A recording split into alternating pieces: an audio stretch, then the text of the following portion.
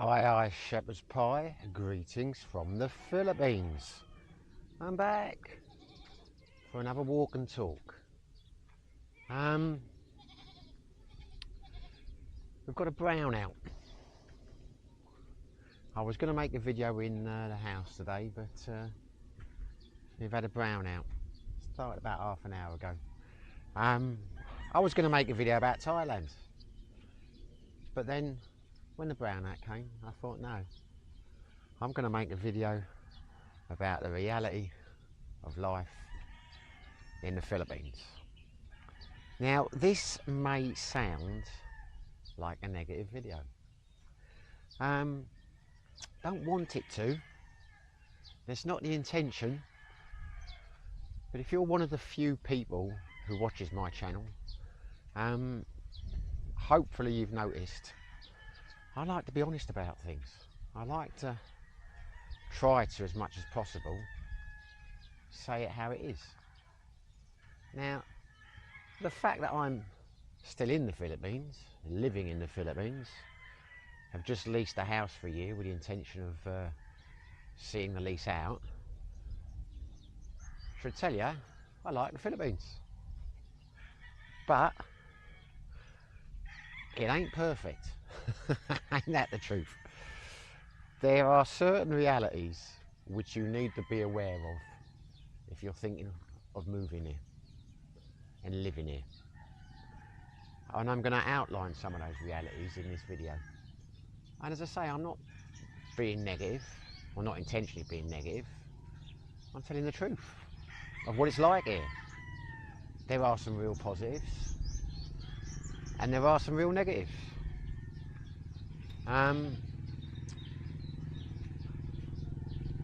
Some nice goats here. You get a lot of goats around here. Well, there you go. What's the first one? The noise. It is an incredibly noisy country. There's no way to get around that. You know, some people say in the comments, where I am it's quiet, we don't have karaoke and all that. Well, I find that hard to believe. But if that's the case, power to you. You've found a place I haven't yet. It's a noisy place. It is without a doubt the noisiest country I've ever been to. And I've been to quite a few countries, 76 in total. And the Philippines is by far the noisiest. I don't mind the noise now, to be honest with you. You get used to it. When I was in Sibilan, it was a real problem. My apartment was bang on the road. Didn't think about it so much because, again, it depends where you come from in life. I mean, I grew up in cities, so I'm used to city noise. You know, so maybe that's why I don't mind the noise so much out here in the provinces. Not the provinces, I'm in Bekong, but you know what I mean. I am very used to the cockerels. I don't think about them, really. It's only when I make videos and people, you know, comment on the cockerels and how do you put up with that, the dog's barking. To be honest with you, I'm oblivious to it. But when I was in Sibilan, God, that was awful. By the main road, you got trikes going, lorries going, 4 o'clock in the morning for no apparent reason, banging their horns, karaoke. It was annoying. It was very annoying. When I lived in Sikihor, that got me down in terms of hello. That really got me down in terms of the karaoke and that. Again, not because I couldn't live with it. It was just really hard to, you know, to make videos and things. You know, bloody impossible at times. So anyway, yeah, if you're going to come to the Philippines, it is a damn noisy country. And if you struggle with noise, you might want to think twice about living here. But it's not enough to put me off. You know, it is what it is. There's a lot of these things now. I mean, I just, you know, say to myself, well, that's the Philippines. And overall, I like the Philippines. You just have to accept that, you know, certain things are trade-offs. Brownouts. They are a thing. You know, it's a thing. People will say they don't have brownouts where they are. Well, I find it hard to believe. But if it is the case, well done. You know, you're lucky. But not everyone who's watching this video is going to move wherever you are. You know, they're going to travel around the Philippines. And the reality is, the infrastructure in terms of power, internet, etc., is poor here. compared to other countries. I mean, I said before, the 7 years I was in Thailand, but when I lived in Petrobras 5 years, one power cut the whole 5 years I was there. A couple in Pattaya, but was never off for more than about 20 minutes. And I don't ever recall one in Bureaucratic. So in 7 years, you got, I don't know, 3 power cuts, isn't it? Some places you live will be better than others. You know, it's Sickie Hall, they were 3 or 4 times a week. Here in Dumaguete, I think I worked it out, I've been back about 3 months now. Probably had about 8, I would have thought, with this one. You know, you learn to live with it. I mean, hopefully this won't be too long. The worst one we had when I first came back from Sickie Hall was a 12-hour one. It was a scheduled one, and it was soul destroying. I know you might, you know, people say learn to live with it. You know, well, I am living with it. I have learned to live with it. I'm not. It's not going to make me move away, but they are a thing. That day was a nightmare. You know, shows how spoiled I am. But you know, it was the longest 12 hours I can remember. Just waiting and waiting and waiting for it to come back on again. Spent the day in the Kingswick Hotel because they've got a generator upstairs. Couldn't really drink because I was picking my girlfriend up in the afternoon, so I just practiced darts, you know, for 12 hours.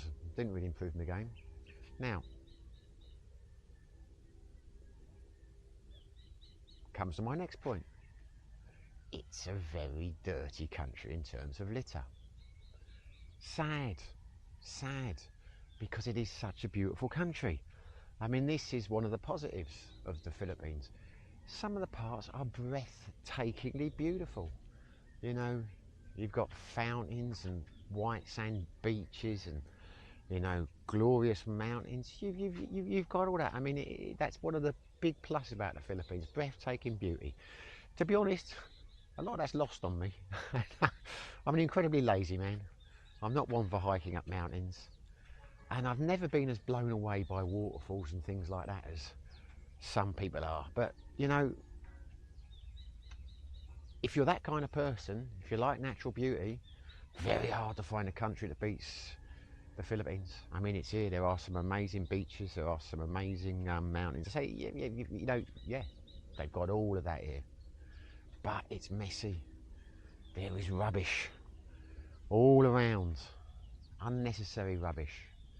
Dumaguete, a lot of rats. Because of the rubbish, I guess. But you see them at night, out and about. A lot of cockroaches.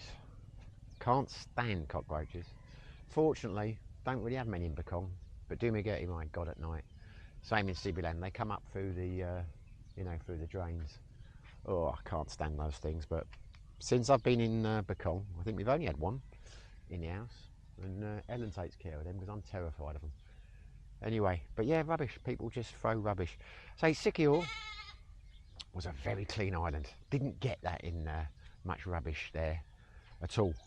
They were really into recycling in Sickie Hall. Here, no, I don't think they recycle anything. You put it in the recycling bins and things, but they just get shoved together on the back when they take the rubbish away. And I'm sure they go to some landfill somewhere. Or maybe they just throw them in a place like this. Who knows? But yeah, it's a dirty country compared to somewhere like Thailand, for example. Although saying that, you know, Thailand does have dirty parts. When I lived up in the mountains, there was a lot of rubbish burning went on in the gardens there. A lot of people just threw their stuff on in the gardens, but there was recycling there. That's one of the things I don't get about the Philippines. I haven't seen much recycling going on. Thailand, you leave your bottles outside, your plastic bottles, and they pile up. You'll get some people who'll come around and ask if they can take them away. Well, you could take them away yourself if you wanted to. I never did, but I'd let the neighbours have them. They made a few bat on a sack of plastic or metal or whatever. I mean, recycling was a thing there. Here, I'm guessing it can't be, because you see all these plastic bottles and tins just lying around, and this is a poor place. You'd think if there was a monetary value to it, that some of these street people would be walking around collecting it, but they're not. So I'm guessing it's not a thing. Maybe it is. Tell me if I'm wrong. I think the cows here are quite amazing. I could sit there and stare at one of these cows for ages, wondering what it's thinking. But I don't want to disturb it from whatever it is it's doing, so I'm going to leave it be. Well, we just touched on it. Poverty. Oh gosh, this is a poor country. And it bothers me. It does bother me. You go to 7-Eleven and you've got these young kids holding the door open because they want a tip.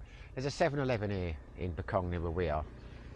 It's impossible to go there without being accosted by 3 or 4 beggars, which can be frustrating, but equally... Sir, are you vlogging? I am vlogging. How you doing? Shout out by Tonio Tanyara. Yeah. You'll be famous. Yeah, and it's heartbreaking because it's the kids. It is the kids, and there's more kids down here now. Speaking of Asia. What? Speaking of Asia. Asia? Asia. A-S-I-A. Asia. Speaking? Of Asia. Speaking of Asia. That's it. You've got it. You'll be on there tomorrow. Speaking of you. Speaking of me, yeah. Very funny. So anyway, yeah, the poverty, and I was, you know, I can't get my head around it because it's the kids. It's the kids. You've invariably got these street people, and they have children. I think they have the children to make the money for them, because it's the kids who do the begging, and they've got nothing. And you just look at these kids and you think, I remember when I was growing up, I'd be jealous of, you know, friends who had better bicycles or, you know, better computer games or whatever. How must these kids feel when they're just living on the streets and they're seeing, you know, normal, regular Filipino children walking around eating ice creams with toys and stuff like that, and they've got nothing. It's terrible. I mean, it's a sign of how far the Philippines has got to come. I mean, you know, you will get homeless people in Western countries, but they can't have children, you know. They have to house the children or do something. And, you know, it's awful. I might do a video on the poverty here because I don't understand why the church and things don't do more, but that's not the purpose of this video. The purpose of this video is to talk about the reality of life here. The reality of life here is the infrastructure is not great. It's bloody awful, in fact.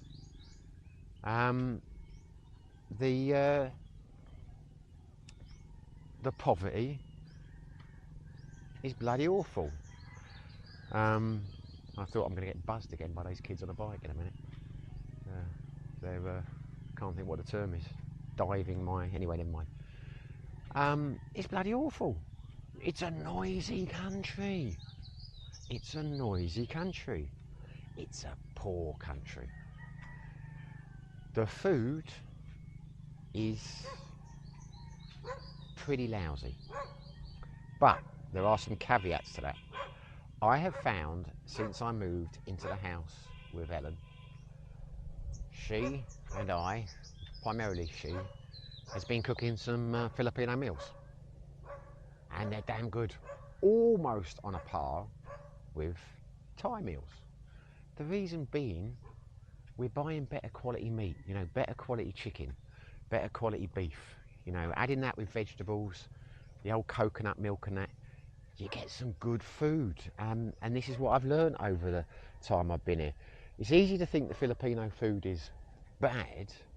Well, that's because you're eating in, you know, places where the food is cheap, because that's where Filipinos eat. And because the food is cheap, the meat's not the best quality, etc., etc. So, you know, unfortunately, most of the good restaurants in Dumaguete tend to be selling Western meals. A couple of them did really good Filipino food, really good quality.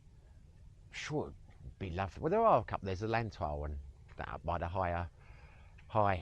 There are some places. I've just not really eaten them. But yeah, it's been a bit of an eye-opener since we've moved. And the flip side of that, again, if we're looking at some of the positives, I would say now, I might get some detractors in the old comments for this, but yeah, Thai food is better, a lot better. The Thai street food in the Philippines, in Thailand, far beats the Filipino street food. But I would say the Western food here, the Western food, beats the Western food in Thailand. You know, I think it just does. I think because Thai food is so good, there's not that many places that specialise in Western food.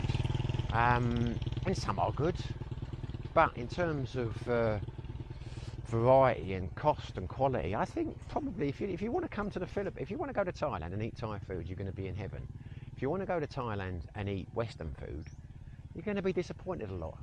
Whereas if you come to the Philippines and want to eat Western food, I think it's better for the reasons I just said overall. Not a lot in it. I mean, it depends where you go, but there is a good level, a good quality of Western food over here.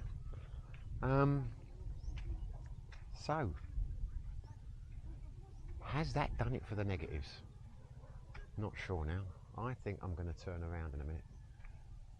Actually, no, I'm going to take a little walk up here where it's a bit quieter. So, the positives, because it's not all negative. Oh, no, I'll tell you another one. The bureaucracy. The bureaucracy is a real pain here. The left hand does not know what the right hand is doing. You know, there's certain things like the law. The law is the law. It's like I was talking about the other day, you know. Black and white things like you cannot drive legally for more than 90 days on your home country licence. And then after 3 months, it becomes, you've got a 6-month gap. Well, that's the law, you know. That's quite black and white. However, in terms of procedures, you know, with banking and guidelines and visas and driving licenses and that, there is no uniformity. You know, what works one day won't work the rest. You know, everything's interpreted differently. How much of that is down to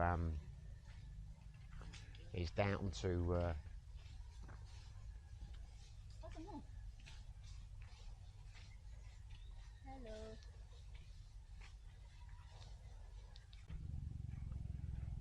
I'm back now. I had to stop because those kids were following me and getting in shot. I didn't want to tell them to go away because it's their area, so I just told them I wasn't vlogging anymore.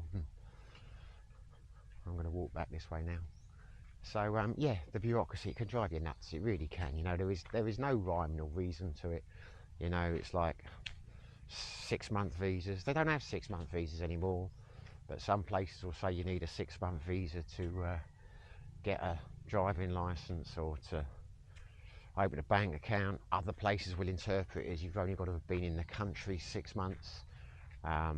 You know, they stop the 6-month visas and they start them up again. You know, it's just from one day to the next. You do not know where you stand. So I opened a BDO bank account last week. The requirement was you've got to be here 6 months. A guy said in the comments he'd been to BDO bank last week. Told him he had to be here for a year. You know, it's whether it is people just being difficult, whether it is you know, certain banks or branches or towns decide to interpret things differently, or whether it's just ignorance, whether the Filipinos get confused, I do not know, but it's a thing. It is the most, in terms of bureaucracy, it is the most disorganised country I have ever been to by a long way. It just is, fellas. You know, it just is. Some of the positives then. The realities of life in the Philippines. The visa system is incredibly user-friendly. You know, you can still get, they may have stopped the 6 months, but you can still stay here, touch wood, it will stay like this for 36 months on tourist visas. You can't do that anywhere else in the world that I know of. So visas, it's very easy. The people are incredibly friendly. They are fun-loving people. You know, you can have a good laugh with the Filipinos. You know, they are very welcoming. They're a bit standoffish at times, but I think that's due to shyness. It's like the neighbours where we are now. They'll chat away to to Ellen, when I say good morning, they'll smile and I'll say good morning back, and people, but the conversation doesn't really go much further than that. I think they're a bit embarrassed about speaking English. But hey, that's just the way it is. So yeah, the people are great. The cost of living is incredibly cheap. It is cheaper than Thailand, quite considerably, in the sense, I know I said in videos before, my cost of living in Thailand is about the same as it is in the Philippines. The difference is, when I was living in Thailand, I was living up in a village in the middle of nowhere, Bampak Bu, which was 6 kilometres outside Phetchabun. Now there, my living costs were about the same as they are now, but it's different now because I'm in a city. I'm in quite a big city, Dumaguete. Now, if I was living in a city in Thailand of a similar size, I don't know, let's say Pitsanulo, although Pitsanulo is probably bigger than Dumaguete, but my cost would be higher. Same as my costs would be much higher if I was living in Pattaya, much higher if I was living in Bangkok. Would living in Bangkok cost the same as Manila? I don't know. I've not lived in Manila, but I think if you want to live in a regional city in the Philippines, it's going to be cheaper than it is in Thailand, in a comparable city. So the living costs are low here. The people are great. The visa system is really easy, and the living here is so laid back. It is so slow, and I love it. Being a lazy man, that aspect is heaven on earth to me. Digital nomads. I am not a digital nomad, but if you are a digital nomad, you might struggle over here.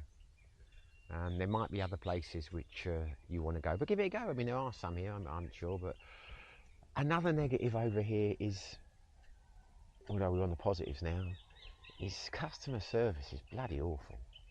I mean, it really is, which is surprising because my only real experience of the Philippines before I came here was Filipino call centres. And I was always amazed because hotels.com, a lot of the American companies, Expedia, they use Filipino call centres, and my God, they're better than Indian call centres that we use in the UK, because I struggle to understand a lot of the people when in Indian call centres. So I thought when I got here, the call centres, the customer service would be fantastic, but it's not. You can go in a bar or a restaurant, you can sit down, you can ask for a menu. You'd have to ask for a menu, because you go and you'll sit down, you'll have 3 people behind the counter just looking at you, and it's like a standoff, who's going to move first. You can order a couple of drinks with your meal. The drinks won't come until they serve the food unless you press it. I mean, there's just customer service here is goddamn awful. But it doesn't bother me, because I'll just ask for my drink and I'll say I'd like it now, please. I will ask them. You've just got to take control of the situation. It's not because these people are being difficult, it's just they just aren't customer service orientated for whatever reason. But you can get around that, it's no problem at all. And a lot of places I go now, I mean most of the places I go now, they know who I am, so I go in, they're straight away, hey Sir Simon, how are you, do you want, they know what I like to drink or do, so that's not so much a problem. The reason I'm saying it's a negative, it's if you're thinking of opening a business here, like a bar or a restaurant or something like that. Hello. If you're going to open a bar or a restaurant here, good luck to you. Good luck to you, because it's you're going to find it trying. A guy I know, I'm not going to say his name, but he's got a bar, and the first week I got here, I was in there and I met him. He's the owner. And I asked the woman behind the bar for a beer, and she didn't respond. And I asked her again, and then she walked off into the kitchen. And he was sat with me at the bar. He went mad. He's like, what the bloody hell are you doing? This is a fucking bar. A guy comes in, asks for a beer, and you just walk away. He wants a beer, it's a bar. What do you think your job is? And I'm like, well, don't worry about it. She didn't understand me. He said, she understood you. You asked for a beer twice. You sat at the bar, your bottle's empty. As you can tell, he's not English, South African. And I was a bit embarrassed. I like, because well, you know, because I didn't want her to get in trouble because of me. I couldn't understand why he was overreacting. But since I've been here and I've seen what it's like in the businesses, I mean, you shouldn't have talked to her like that. But I know where he's coming from. He must be soul destroying. You know, when you got your staff, you're training them every day what to do. You're explaining things, and a little thing like that, you know, going in a bar asking for a beer, it seems to be beyond them. So yeah, I would definitely think very long and hard about, you know, opening a service-related industry business over here, like a bar or a restaurant or something like that. Now, this is extraordinary. I think I have managed somehow to get lost again. How the hell do I do it?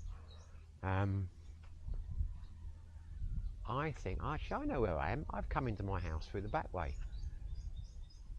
Good to know. Didn't know you could do that. Never been down here. I know where I am now. I'm not lost. Yeah, so, you know, what am I saying? I'm saying, for me, it is a great place. For me, I'm very happy here. Would I recommend the Philippines as somewhere to live? Well, if you can cope with the negatives I've just outlined, yeah, 100%. But if you can't cope with power cuts, if you don't like noise, if you get frustrated by bureaucracy that doesn't make any sense, if you don't like rubbish on the streets, if you don't want to see poverty, well, maybe you shouldn't. You know, for me, the pros that I've just outlined, the natural beauty, the wonderful people, the easy, relaxed lifestyle, cost of living, etc. Yeah, they far, far, far outweigh the negatives for me. But they might not be for everyone. It's a big cow, isn't it? You might be better off thinking of somewhere like Thailand. Or I keep hearing increasingly good things about Vietnam. I don't know. It's a decision you've got to make. I just, you know, thought I'd make a video about the realities. If I go back to the house now and the brownout's still on, I'm going to be pissed off because it'll be approaching an hour. And it gets you down because it's damn hot. You can't have the aircon on. You can't have the fans on. You know, can't do anything on the internet. Can't boil a cup of coffee or boil a kettle for a cup of coffee. You know, yeah, I could get a generator. I could get solar power. If it was my house, it is something I would definitely do. But it's not my house, I'm renting. So I'm not going to put solar panels up. I'm not going to invest in a generator. But, so I'll just have to accept that I'm not going to do that. And I'll have to put up with it. And I'm not complaining. I will put up with it. I'm just saying these are the realities of living in the Philippines.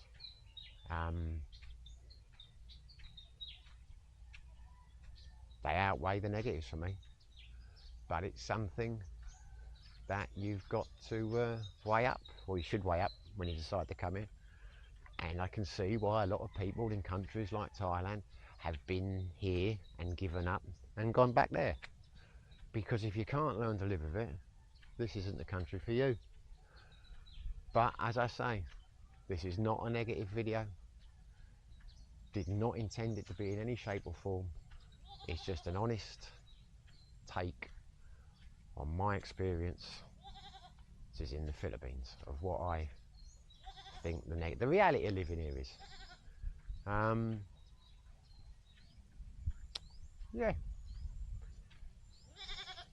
great people here. Easy to meet women here. Not as easy as a lot of people make out, you know, on the channels, you know.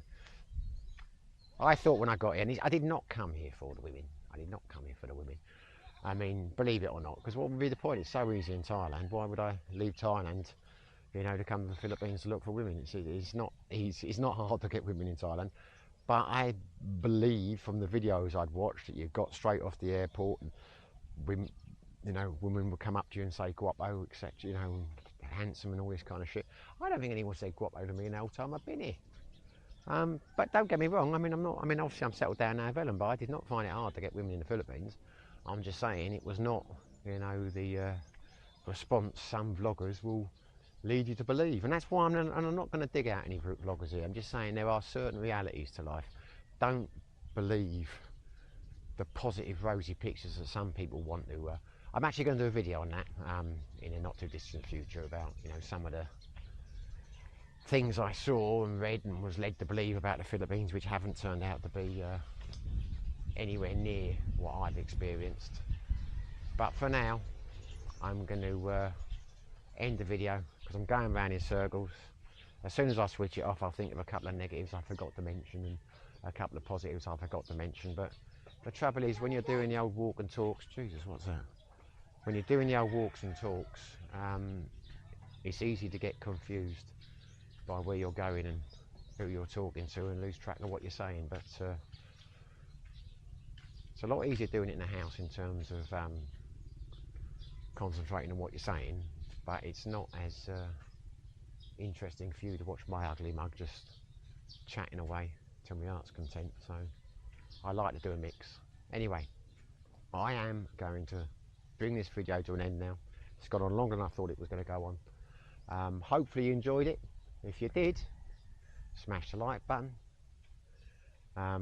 Be great if you subscribed.